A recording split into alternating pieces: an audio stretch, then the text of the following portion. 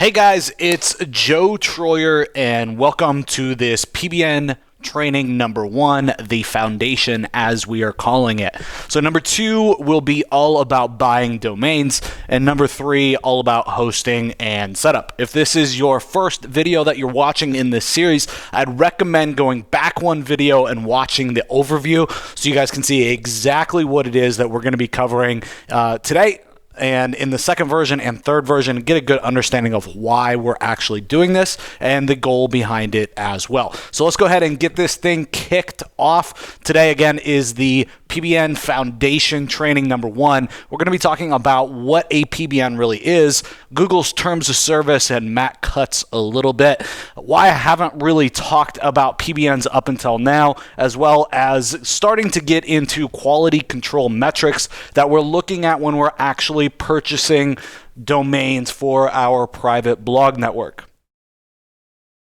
So we're not going to be getting in the exact metrics. We're looking for a domain authority, page authority of this or that. What we're going to be talking about just the core metrics that we use and what those metrics actually mean so that you guys understand it, so that moving forward in training number 2, when we're actually buying domains, you guys know the reason behind why we're doing what we're doing, right? So that you have that foundation training. And obviously that's the whole goal and theme of this first video. So for those of you guys that are brand new to private blog networks, I'm hoping that today's video is really going to help get you guys caught up and where you need to be in order to really take advantage of this series. So a private blog network really is just a set of domains that you own for the sole purpose of linking to your money sites. And what I mean by money sites are sites that you're trying to rank higher in the search engine result pages or Google, right?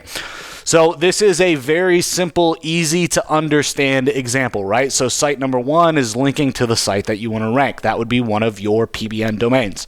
Site number 2, linking again. Site 3, 4, and 5, they're all just linking inbound to the site that you're actually looking to rank, right? So very easy to understand. A lot of people just overcomplicate the crap out of a private blog network, and we're going to try to clear this up a lot over these 3 videos.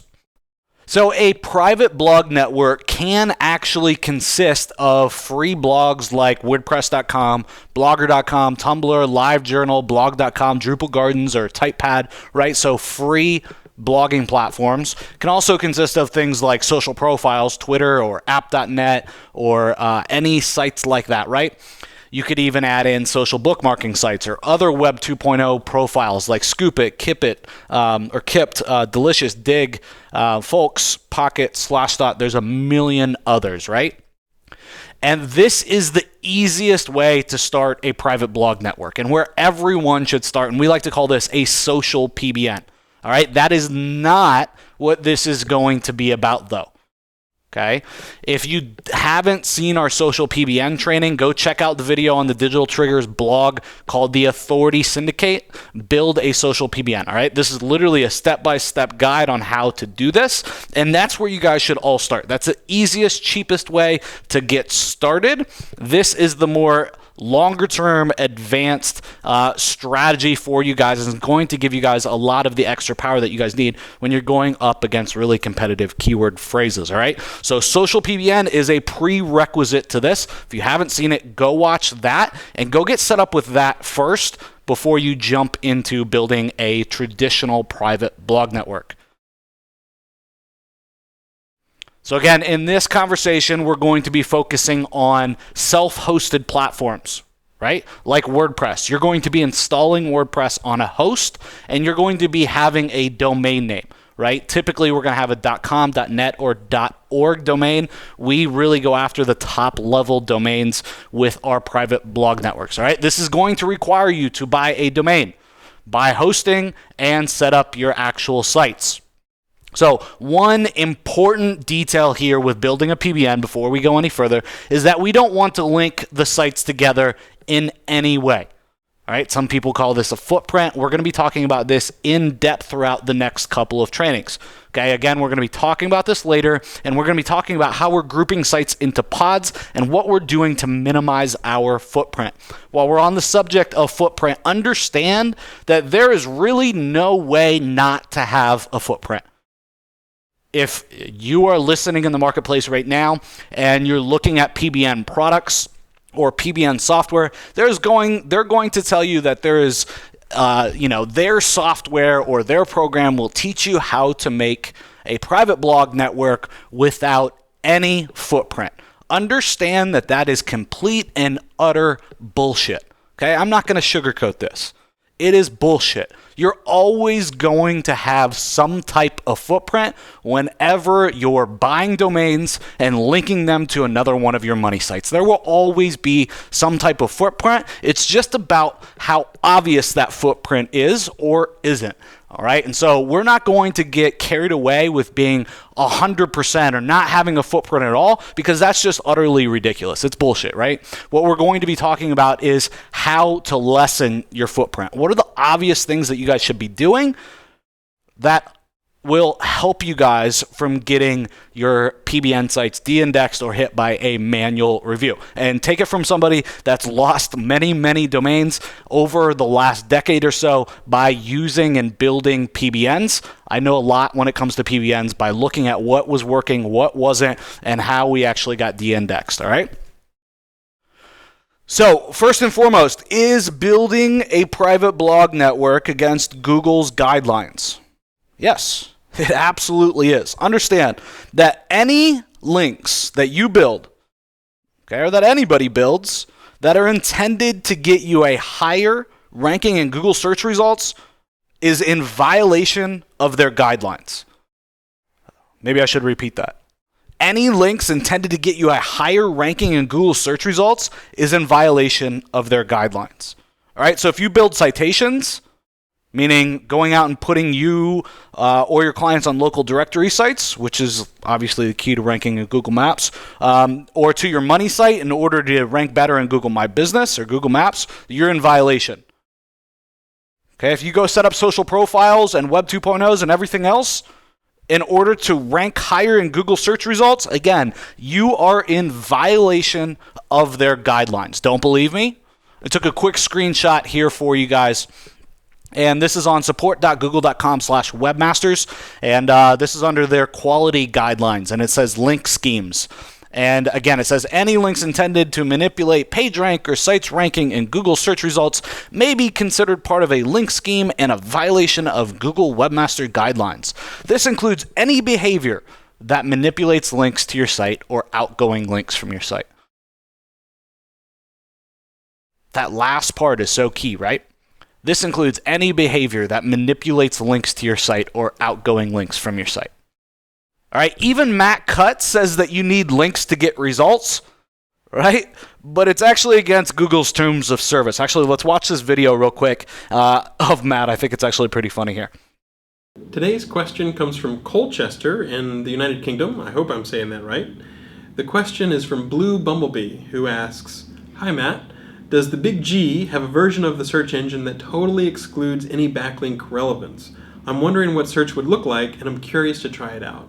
So we don't have a version like that that is exposed to the public, but we have run experiments like that internally, and the quality looks much, much worse. It turns out backlinks, even though there's some noise and certainly a lot of spam, for the most part are still a really, really big win in terms of quality for search results.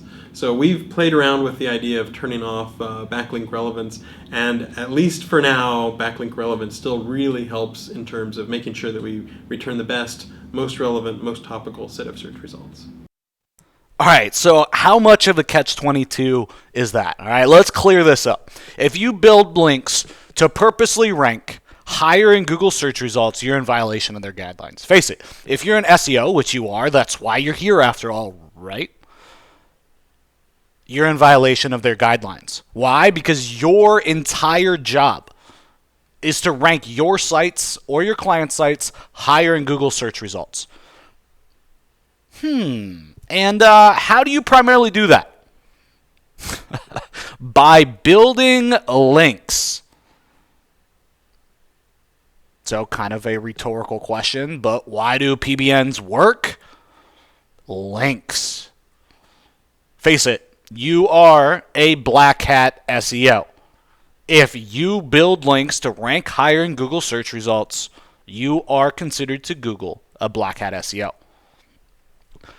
So let's step back for a second. I want to talk about why I personally haven't talked about building private blog networks and why I haven't up until now really done any trainings on it. Understand, number one, that they are uber aggressive. Okay, they are over promoted in our space. Now, does that mean I don't use private blog networks? No.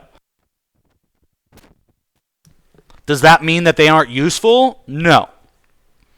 Okay, they're often marketed, PBNs, as you should be using these for client sites. And I think that's utter horseshit. Okay? They're often also marketed as the only way to get results in a competitive niche. Okay? And I don't believe that either of those are true. We're going to be talking about when we use PBNs and when we don't. As far as the only way to get competitive results, it is definitely not. Is it the easiest? Yes, without a doubt. Okay, so now that you have the truth, let's move on a little bit. Let's talk about when we actually use PBNs. So we use PBNs when we control the asset or the website. Okay, or when our client is 100% aware of what we are doing. And trust me, I still don't suggest that. Here's what you have to understand. At some point in time, your PBN, your private blog network, is going to get devalued from Google. You need to be aware of that, and you need to be okay with it. Okay, and my personal feeling is ride the wave while you can, right? It works. It works well. Okay, PBNs will help you rank a lot faster when you have that asset and you have that firepower behind that asset. So again, my personal feeling is ride the wave while you can. Like, take it while you can get it, right? So I want to share with you guys a real life example of me riding the wave, getting hit by Google, and being completely okay with it. I mean, yeah, it sucked, but I knew it was just a matter of time. So this is a site, 24-7miamilocksmith.com, and this is actually ranking back in Google again. Be curious to see how long this actually lasts in Google before it's slapped yet again, since I'm publicly talking about this. Oh, well, let me grab a sip of water here. All right, so as you guys can see, May 2012, maybe a little bit sooner, January, February, something like that, we set up the site, started getting some traction, SEMrush started seeing it. Fast forward to September, it's starting to get a little bit of relevancy. It's starting to rank actually in Google. Then fast forward to, let's see, that's January, so maybe October, November. It literally just takes off in the SERPs and literally go to over 1,000, 1,200 visitors a month is what SEMrush is saying, right? It's where that huge spike is. And then we just ride that wave, and then eventually we get hit again. Okay, Google actually comes and they slap us, and we go back down right to where we were. And now the domain is actually back, and we're ranking in Google again. But I want to talk about riding the wave, right? So this is what our call tracking platform showed in terms of call volume, right? So we go from zero, or basically zero calls, up to, in January, February, March, doing 200, 250, almost 300 calls a month just from this one site, just from SEO, and primarily from one keyword phrase, Miami Locksmith. And that was all done through our private blog network. All right, so I rode this wave, right? And then you can see where it tips off. Here down towards October, it literally, in November, it just kind of trails off, and it's been kind of steady basically since then. But I wanted to match these up, right? So the SEM Rush results graph that I showed you first, and then our call tracking, right? We're getting paid via calls that are coming through our call tracking platform, our call tracking number. Once the customer clicks on Google on my search result, comes to my locksmith site, they pick up the phone and call. We're charging local businesses for those leads, right? So we call it pay-per-call or pay-per-lead. So you can literally see the spike in SERPs, the search engine results, pages is us ranking really, really well, and then us literally just getting murdered and falling back, somewhere around October or so. And you guys can see literally that's what my call volume shows as well. And the reason that I say my personal theory is ride the wave while you can, I think is very, very, or is articulated very, very well right here. So during that wave, just the wave alone, we received somewhere in the nature of 3,462 calls that were actually billable at $20 per lead. Okay, so literally just in a short amount of time, we generated almost $70,000 in revenue. And guys, I understand, and I understood from the very beginning that it would only last so long, and I was okay with that. All right, I was able to leverage a couple $100 investment to literally net out almost 70 grand. Okay, so again, my personal theory is ride the wave while you can. Okay, I understand at some point my sites are going to get hit, my rankings are going to drop. That's inevitable, but I'm going to make the money while I can.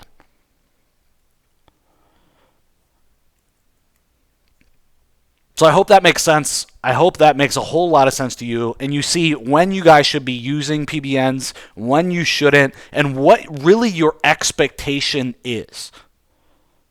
Right? Because I feel like a lot of people in the industry are setting unrealistic expectations. Right? It's all marketing talk instead of real talk.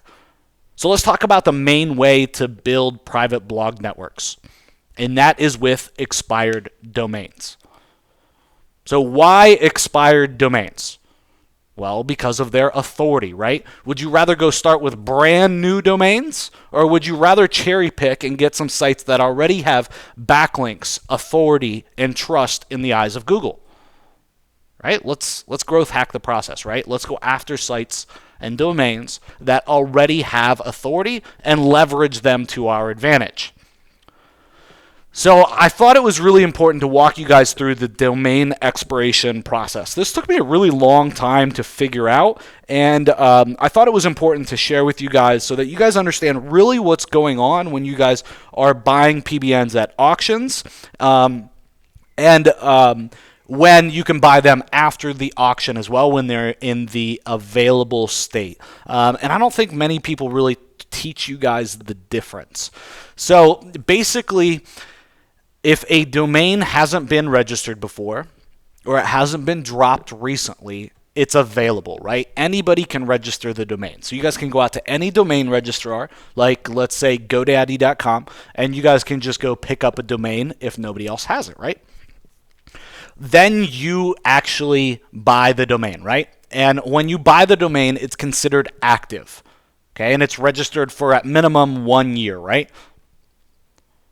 Next up is the blue, right? Expired. So this happens typically from about day 1 through 45 when you haven't paid your bill.